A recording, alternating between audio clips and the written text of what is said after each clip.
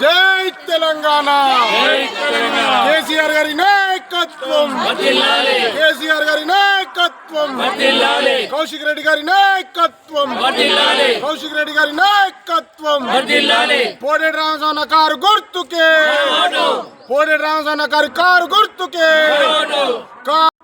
17వ ward మా అక్క చెల్లెళ్లకు అన్నదమ్ములకు నమస్కారాలు తెలియజేస్తున్నాను. 17వ వార్డు బీఆర్ఎస్ అభ్యర్థిగా నేను పోటీలో ఉన్నాను.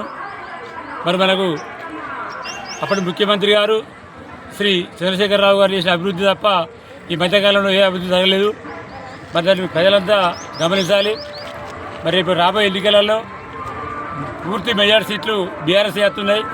మరి ఈ 17వ వార్డు ఓటర్లు కూడా దాన్ని గమనించి తప్పకుండా కారు గుర్తుకే ఓటేయాలి.